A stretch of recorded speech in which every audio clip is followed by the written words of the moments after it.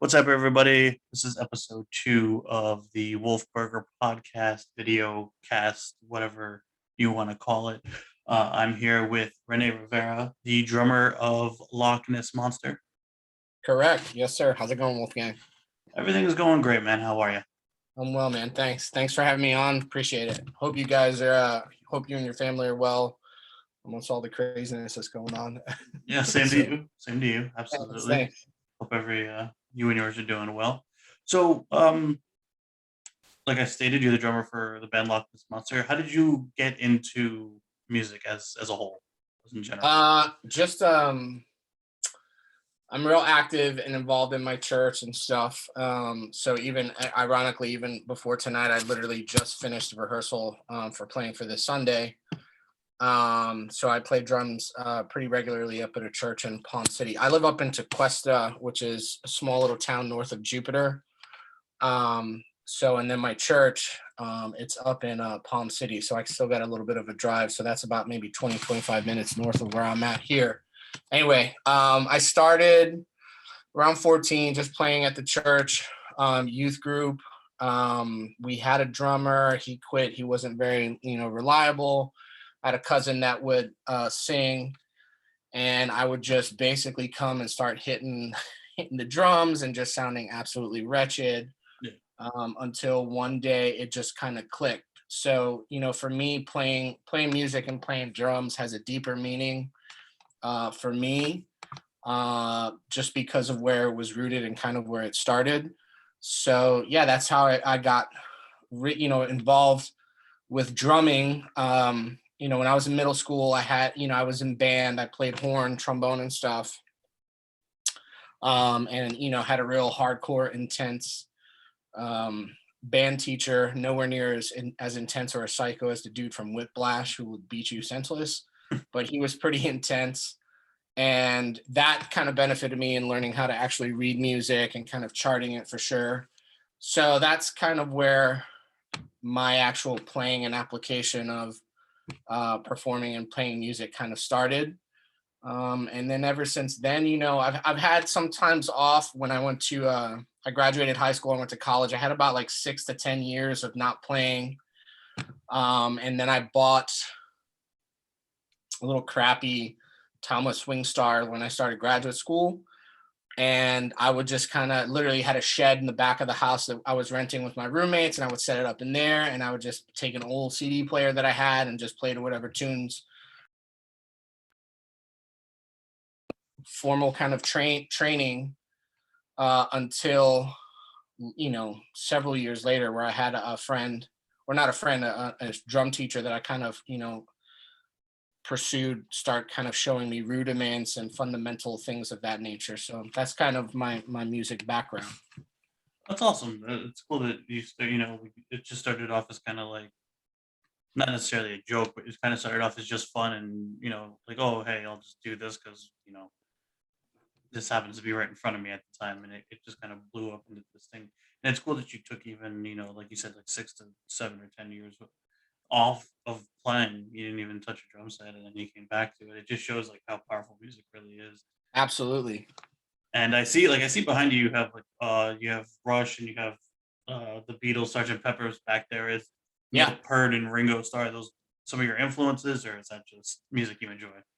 Yeah, I would say, I mean, definitely Neil Peart for sure. I was I was super devastated when I found out he passed away about a year and a half ago, going on 2 years, uh, just because of what he contributed to the art of drumming. And I definitely, I pretty much would speak, maybe not just for myself, but for every other drummer out there. What I think was fascinating about him was, here's a guy who was the most revered and at the peak of his performance and his playing, but he was a consummate learner, and he was always hungry to kind of improve and try to better himself. Um, and I think that just speaks volumes for anyone who is a part of the community of actually playing and performing music. That if you feel that you've kind of mastered your instrument, then I think your headspace is not in the right area. There's so many things, whether it's guitar, I know for drums, keyboard, all these different things. There's so many things that you can continue to learn and grow and improve. And I try to do that, regularly. I had a drum lesson with a gentleman who has played with some notable people. He graduated from the University of Miami several years ago. He's a guitar player too, and he's a beast at that. And that was about 2-3 months ago, maybe a little longer. I can't really, days kind of get fuzzy and stuff. Yeah, of course. But when I try to, I if I have the time, I'll try to take a lesson from someone just to kind of keep improving my craft. And I've got a bunch of, exercise books and things that I try to kind of work on while I'm here. So it's not an end game, and you just got to keep working at it, So yeah, Rush was a huge influence. I love jazz music. Something fierce. I think if I don't have many regrets in my life, but if there was one, I was a stupid kid when I kind of quit band because my band teacher pissed me off. Yeah, That was back in middle school, and instead of joining high school band where I could have gone further with learning rudiments and doing this, and then possibly messing around with jazz ensembles or anything like that to really kind of understand it, I kind of fell out of that. But I'm still grateful that I can play, and that I guess I play good enough where people like what I do. So, so that's a plus, but it's hard work. You got to keep going. My next adventure or mission to try to get somewhat proficient at is, really kind of honing in double bass stuff, but more for kind of like fills and accents or whatnot. Mm-hmm. And I'm, for the folks who listen and aren't familiar with, music terminology and lingo, I'm what they would call the pocket guy. So, I find that groove, I stick to it. I've been very fortunate and complimented here locally in like Palm Beach and like Martin County area for being sought after because I'm such a pocket player and I can play to a click and a metronome and kind of bury that click something nasty. So yeah, that's it. That's great. I mean, if you being a drummer, and I feel like this goes, I mean, a guitar you can kind of wander off and get away with it at times, but I feel like with bass and especially drums, if you're not right on with that click or that metronome, the sound is just going to be so funky and weird, and like not in a good way where it's like, oh, that's funky. Like, no, it's just going to be like, oh, that's a little, I don't know about what's going on over there. So it's a great thing that being that that you're able to hone in and grab that and play along, and I'm sure that's going to help with Lochness Monster. Oh yeah, I mean, even if I'm being truth be told, like yes, I'll try to get behind the kit, but I'll spend the vast majority of the time practicing whatever I need to practice on a pad, a drumming practice pad or whatnot. And anyway, this is a plug. I'm not endorsed or anything cool, but this pad is freaking awesome. It's called Reflex. I think they're like $50, but anyway, incredible. Probably the best pad I've ever bought. But when I'm doing stuff like I've got a click there. And if I flub up while I'm playing, even though I would love to be, wicked fast and crazy fast, I'll drop that click track, to something where it's super slow, where I could really start focusing and honing in on the muscle memory and the mechanics of what I'm trying to do. So I would highly recommend that to anyone and everyone. It's a necessity. Yeah, especially with the drum pads. If you're practicing this, so you don't have to sit there behind, a full blown kit. It's not making tons of noise. You can practice. I mean, you can practice pretty much anywhere, and you're not bang bang bang. Creating a lot of noises. You're not going to aggravate your neighbors or whoever's home. So I mean, that's another plus to it. So talk a little bit about Lochness Monster. So Lochness Monster was formed back in 2015 by our guitar player Justin Shaner. He's definitely one of the founding members, but now I've been in the band for, this will be my 5th year, so I kind of consider myself to be one of the founding founding members as well. And there were a couple lineup changes, you know, just life in general, nothing major. And you know, we're at the lineup where we're at right now. We're an alt rock band. You know, so we come from very various kind of influences musically, but somehow all of those influences combined, you know, make up the sound of what Lochness Monster is. You know, so we've recorded the first album that was recorded was done back in 2015, I believe, several years back. And then we recorded an EP with the existing, you know, members that are with us now. And the guys in the band are, like I said, Justin Shaner. He's our lead electric guitar player. There's myself on drums. Sometimes I'll sing backing vocals depending on the tune. Then we have our bass player, Brad Evanson, and then Bruce Donaldson. He's our vocalist, and occasionally he'll throw some key stuff on recordings or whatnot. So we haven't yet explored doing it live or kind of, you know, doing a synth patch or anything of that nature. But yeah, that's kind of the background. And so I came back down from Florida. I had been in Florida for about 25, 26 years. And then I moved up to Richmond for a little bit because there was another band opportunity. We toured a little bit up there for a while, and then just life, I wound up coming back here to Florida and, you know, kind of had to try to get myself established, you know, job wise or doing whatever. And Justin found me through Bandcamp. I went and I auditioned, and the night of the audition, you know, he offered me the position and the part of you know, the drummer. And he had sent me all the songs. And I guess that's another thing too. Like if you do get an invitation for an audition or something of that nature, and this also happened with the other band that I had, you know, several other bands, but the one that I was touring with in Richmond, you got to do your homework and you got to come prepared. You have to make sure that you know the songs, you know the parts, you know what they're doing, so that when you come in, you just kind of kill it, you know. And I'm very intentional about studying this stuff and making sure that I come prepared. And what was funny is, you know, I think they were impressed, hence why I got the job, that I came so prepared. Because the original audition, I think, was for only like 4 songs from their first album. Mhm. And I had learned like 9. Oh wow, yeah. You know, and came ready and was able to kind of go through them, you know, to some degree, you know, where they were like, oh, like he understands what's what. So yeah, that's Lochness Monster. So that's kind of, you know, our backstory. You know, so yeah. I know you guys have played down here because I'm in Mhm. Broward. I'm right on the border of Broward and Palm Beach. Okay. I live in Boca, but I work in Deerfield. Like it's 5 minutes from my house. Like I'm right on the border.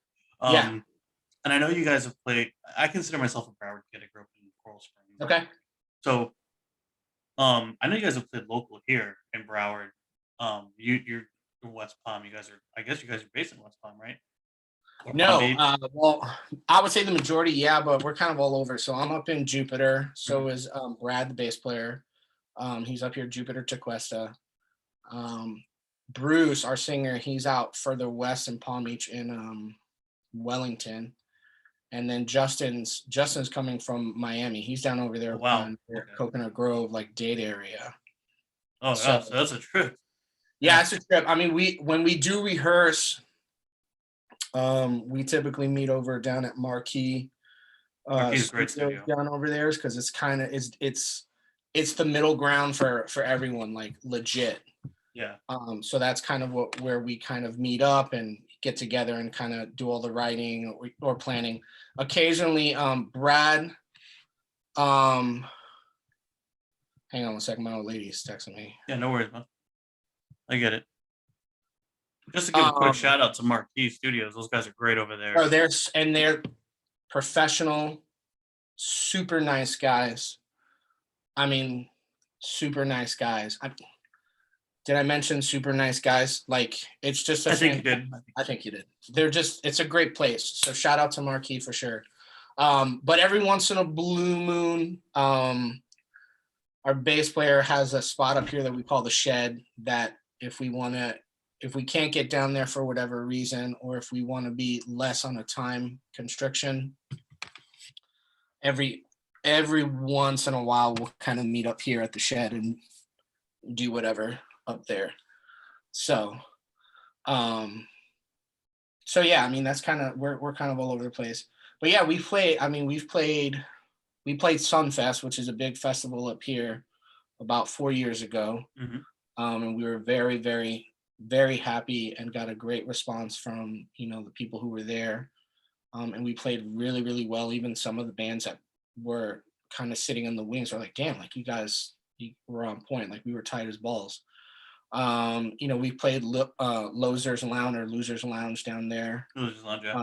which I know is kind of, I heard there was like some drama going on with the city and them just kind of being, I'm sure there was. I mean, I don't know. I loosely heard about it too. yeah. I know they Um, used to be beer punks, and I know yeah, they moved. So but and then we played there a couple times, and actually post lockdown ish, I think Broward were still on like lockdown, but we were asked to play down there with a couple bands, and it was a good, fun time. A little chill because there weren't as many people obviously going out, but mhm. we were able to do it. And there's been a few off and on little areas, some up here that we've tried. So we're kind of starting to kind of feel out, where we can play out or do. We're also kind of in the creative process of trying to get another full length album. So there's that, and um, we've recorded 6 of the songs already. So we still have we have about 4 or 5 orchestrated, written, and so on. They just need to be tracked. So that would bring us to like 9. So we still need like another 2 more, like maybe 11, 2 or 3. And then we'll get those all tracked up and see what's what. Now I know I believe my old band played a show with you guys at Dive Bar down Yeah. In Fort Lauderdale. Yep. That's no longer there actually. No Um, way. Dive bar closed down? Dive Bar closed down. Yeah. Shoot. Now how? And I'm assuming it had to be pandemic related. How was like the pandemic affected? You guys. Obviously, you're not playing any shows. Um, it's definitely hit the music scene, not even just a local, like a Oh, local, national. Yeah. but nationally, worldwide. Um, it's really put like a hold on everything other than just music. But how's Well, that affected you guys personally in the band? it's funny. I shouldn't say funny. We literally recorded the 2 newer tracks. And just to let you know, the reason why none of those songs have yet been released is that we've found a gentleman who's kind of serving as our manager. His name is Hector Beltran. And Sounds like a baseball player. yeah, he's very, very well connected in the music industry. So he's kind of right now, we've had 2 meetings with him of brokering a potential, major label deal with something. So we're kind of waiting, to drop that, because if that's the case, they're going to want to go ahead and Mm-hmm. reap the maximum reward, Yeah. Okay. from it. Yeah. But that being said and done, I mean, when we recorded those 2 tracks, like legit a week and a half later, like the whole universe went on lockdown. Yeah. And obviously, of course, venues were closed down, bars were closed down. We start getting, news and information of venues that we had played or had known about completely going under because they just couldn't afford it, because they were just, that was their bread and butter, was people going in and having drinks or grabbing a meal Mm-hmm. to do whatever. For us, being that we're an all original band, yeah, we would get paid, but it wasn't like anything that we would live off of. So luckily for us, we were very fortunate to still have our jobs and still be able to do what we were doing to kind of survive and sustain ourselves. And it's just really tragic that there's millions of people who still, are hurting and struggling financially, emotionally, psychologically from everything that's gone on. So yeah, it's been, there are silver linings to every, kind of negative point. I think for us, we didn't have a lot of time to rehearse. It took pretty much until I would say maybe like middle of July or the end of June before we were able to at least get back and start rehearsing, or maybe even longer than that. I don't even, memory serves me right. I could be wrong. I think it might have been like the whole summer we didn't have any connectedness. Mm-hmm. And then even starting back up like at the end of July or even August, because Marquee wasn't open, because it was in Broward, and that was like a hot spot for everything. And little by little it started, here and there, but we did, I think, one or two times over at the Shack up over by us, because we could regulate it and it was our spot and we were good. So yeah, it has it affected us? Absolutely. Has it affected everybody else? For sure. I think in this instance, what has helped us is that we've been working hard in writing. We've had the opportunity to kind of find the favor with this gentleman, Hector, to try to see what's going on. So, there are a lot of positives, that have kind of befallen us in the midst of all of this. But we love playing out. And so that's kind of like the kick in the crotch. There's still places that are not hiring bands or anything of that nature just because of, the fear of the what if. So, and it's not to minimize it either, because there's stuff that's going around, but, that's kind of where we're at for right now. So I know you said you kind of tied up right now with the recording and this and that with the new manager. So do you have any idea of a release date for any of this new material? Or? Nah, brother, we're trying. It's just like incremental things. So, we're hoping maybe before the summer, something drops. The negotiation, there's some stuff that's kind of happening behind the scenes that, our guy is hustling to kind of get done. When it does happen, we'll definitely be blasting it all over the universe. And the other thing that he's trying to work out is, having the label that, has an interest kind of get us to a spot where we can start streaming once we get the single out, doing streaming shows or live shows. But, I mean, if there's one thing that's important,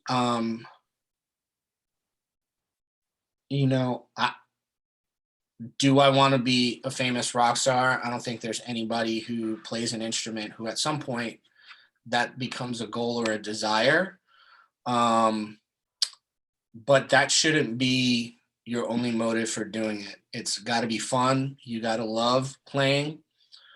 And I love it. So, I think you need to keep it. You need to keep that perspective there all the time, to not lose sight of it. I think then, next is you got to keep pushing yourself and educating yourself to learn not just the skills necessary to become better and proficient as a drummer, but at the end of the day, the music industry is a business. So if you're going to get into this, you have to educate yourself a little bit about the biz.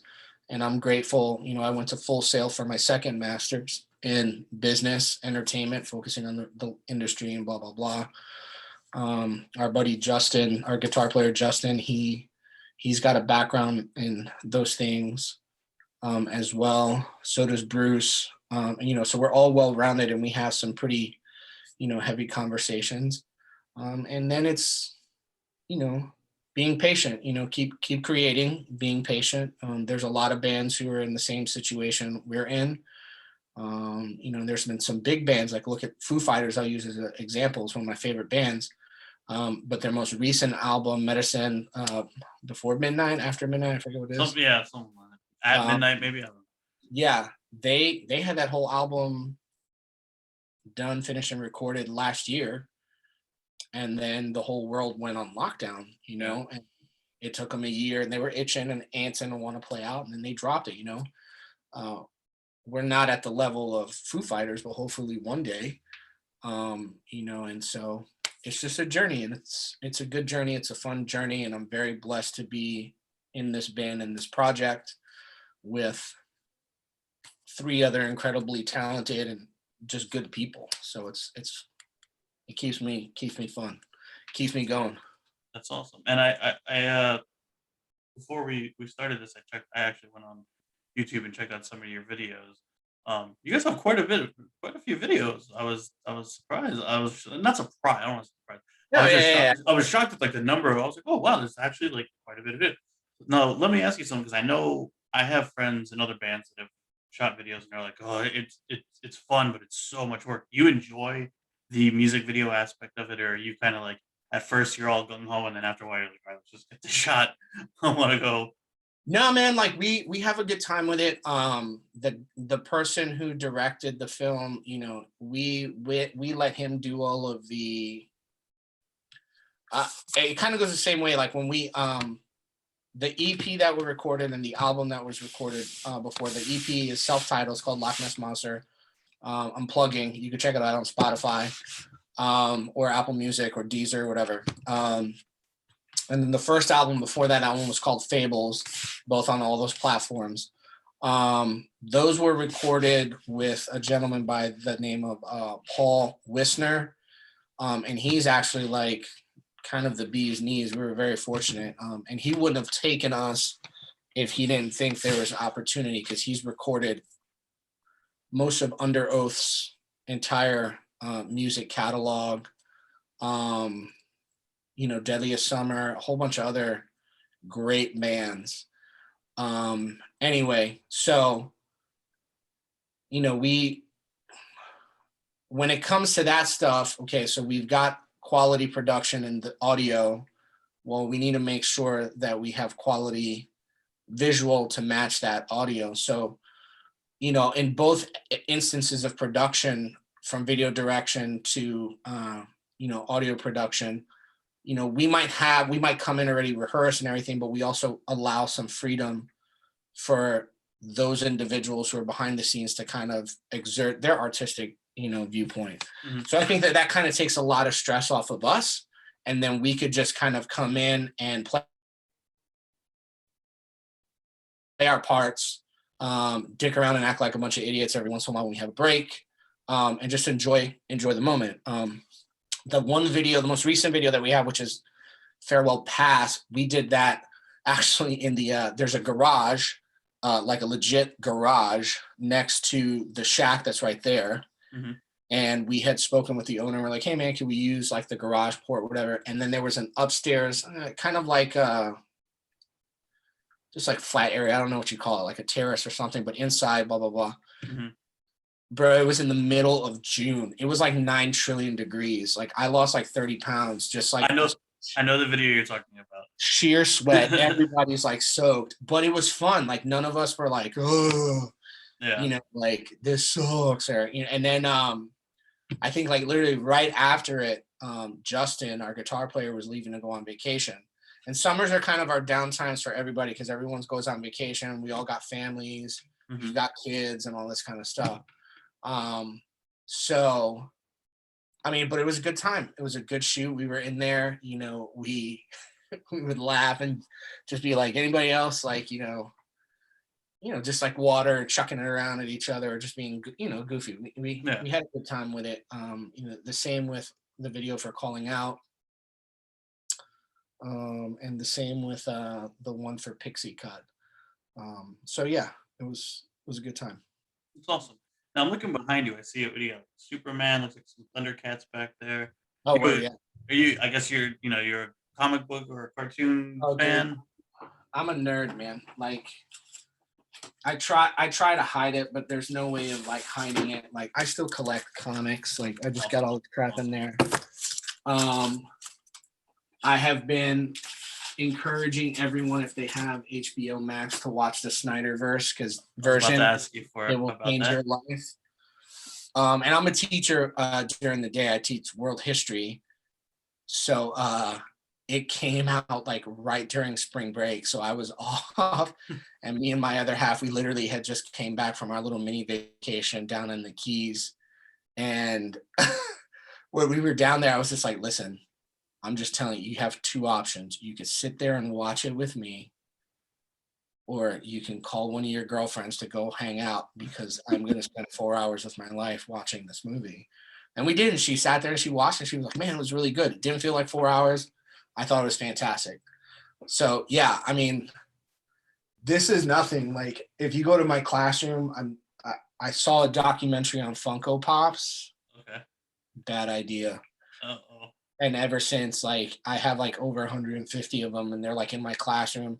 And my other half, she's like, they better never come back to the house. So I'm like, all right, fine, whatever.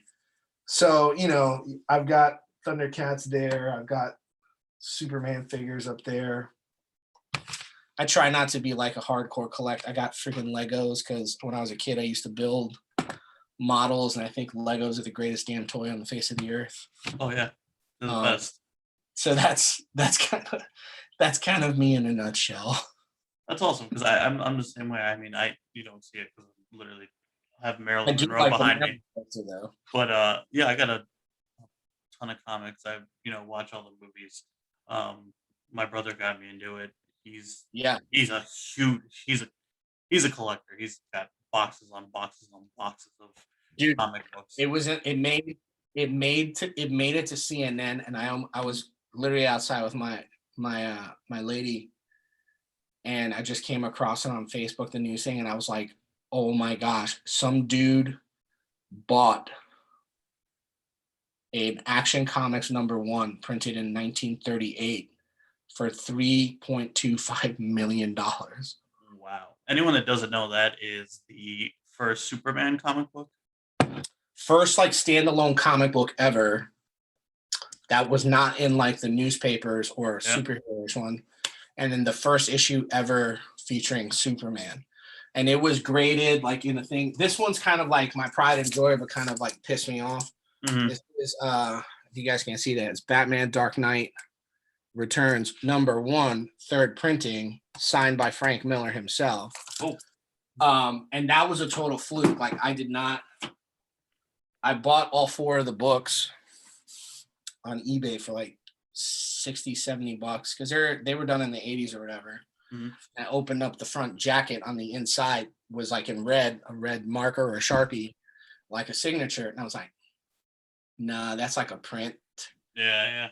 And then I sent it into CGC and they were like, nope, it's like an authenticated signature. They're like, you can't certify it because you didn't have, a picture of you having him sign it. It was like, no, it's really him. So I was like, oh, dang. So we'll see. Yeah. Maybe in 30 years, that'll be worth another 3.2 million and I can sell that. Yeah, right. You never know, man, the way these things go. I know, it's insane. All right. Yeah, I mean, I think I think everything needs to be said. Do you have anything coming up, Lochness Monster? Any shows or anything? I mean, not right now. We did get something planned, I think, for next year down at the Barnacle in Coconut Grove. Great little outdoor spot venue, beautiful. We've played there before. Just kind of keep yourself posted on all of our stuff. If you head over to Lochness Monster Music.com, at the very top, you can find all our socials and stuff. So if you're interested, go over to Spotify. There's a link for that right there directly, and take a listen to our stuff. And then follow us on our socials. Tonight's actually cool. In a couple minutes when I leave here, we've been featured for this will be the 11th week. We've been in the top 5 of this online radio station that's picked this up through Reverb Nation called WNRR. Excuse me. So every Wednesday night they go live and they kind of do the countdown live. So we were tied for number 3, which is great. And we've been kind of holding in the top 5 pretty steadily for the last like 10, 11 weeks. No, so it's awesome. It'd be kind of dope. So Yeah, congratulations. Thank you. Yeah. So yeah, just follow us on Lochness Monster, on Facebook, Instagram. And again, if you go to the website, lochnessmonstermusic.com, you'll find all the socials, and then that'll definitely get you information for when we're ready to drop our new stuff, and, further information on the journey and discussion with the labels as that progresses. Awesome. Last question, non-music related. Yeah. Any comic book movies you're looking forward to coming out this year or next year? I'm due Batman. Mm-hmm. With Pattinson, I think looks dope. I'm really excited about Black Adam with The Rock. The Rock, Dwayne Johnson. And I'm hoping that with all of my fellow nerds who've been out there, #restore the Snyderverse, freaking, the WB gets their heads out of their butts and listens to the fans and keep themselves out of the freaking creation of the movie. I just saw something with The Rock. He said, listen, I can give 2 craps about, and he's a class act, so he wasn't like being, abrasive, but the guy's a big star and they've got a lot of money behind him. And he's just like, Warner Brothers will not interfere with my production of Black Adam. I'm making the movie I want. And I think he's looking to move ahead with other stuff with, Henry Cavill for Superman and all this stuff. So we'll see. That's kind of what I'm hoping for. But right now, I'm looking forward to seeing the Pattinson Batman. Oh, snap. And then on Netflix, I think it drops this weekend, that Army of Darkness or Army of the Dead with that other Zack Snyder. I could be totally butchering it, but I'm looking forward to seeing that. Like, I think that'll be a good show, and again, prove why Snyder, deserves props. Have you checked out any of the Marvel stuff? The winners? Yeah. I've seen pretty much all of them. The only one I didn't see was Endgame, and I need to jump on it and check it out. But I don't know, like Marvel, Infinity Wars. I didn't like the way it ended, and it got kind of like ridiculous. And I was just like, man, what the hell is this? Like, yeah. I feel if they're gonna do it, like, yes, you can kind of move away from the stories, but dude, the comics have lasted for so many years. There's obviously great story there. If you find a great story arc that goes for several issues, like try your best to replicate that original story arc. Like it's won over fans for a reason. Exactly. No, I agreed 1,000%. So those are my hopes, brother. Hey, I'm right there with you. I'm really looking forward to Pattinson as Batman, because when I first heard about it, I was like, I don't know about that. That's the guy from Twilight, but yeah, dude. But and hey, there's something I saw too. They're talking with Affleck about HBO Max stuff. Yes, I heard about that. That would be incredible. So let's hope. I'm all for it. All right, buddy. It's been real. It's great talking to you. Likewise. I'm glad everything is good with you and yours, and stay safe out there. And we'll be in contact, man. Same to you, Wolfgang. Be good, brother. Have a good night. You too. Take it easy.